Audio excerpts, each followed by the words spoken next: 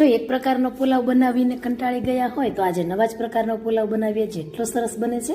તો 1 કપ બાસમતી ચોખા તેને પાણીથી ધોઈ લેશું, પછી તેમાં ગરમ પાણી ઉફાળું ઉમેરી દઈએ અને ઢાંકીને રાખી દઈએ. પછી ચણા દાળ લેશું, તેને પણ પાણીથી ધોઈ લેવાની છે. ઉફાળું ગરમ પાણી ઉમેરી સાઈડમાં મૂકીએ. પછી તેલ ઘી ગરમ થાય છે ત્યાં સુધી એક કાંદો સમારી લઈએ, ટમેટું પણ સમારી લેવાનું છે, જીરું, અમુક ખડા મસાલા ઉમેરીએ, સાથે કાંદો અને એક મોટો આદુનો ટુકડો છીણી લેવાનો છે અને પછી તેને થોડી વાર માટે સાતળી લેવાનું છે.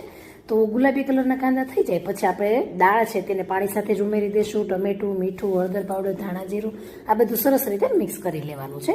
ત્યાર પછી ઉફાળું ગરમ પાણી ઉમેરીએ અને દાળ છે તે 50% જેટલી આવી કૂક થઈ જવી જોઈએ. ત્યાર પછી જ આપણે પલાળેલા ભાત ઉમેરવાના છે અને સાથે લસણની ચટણી ઉમેરી દઈશું, જેનાથી બહુ સરસ આ પુલાવનો ટેસ્ટ આવે છે. બધું મિક્સ કરીને રાઈસ કૂક થાય છે ત્યાં સુધી તેને ચડવા દઈએ.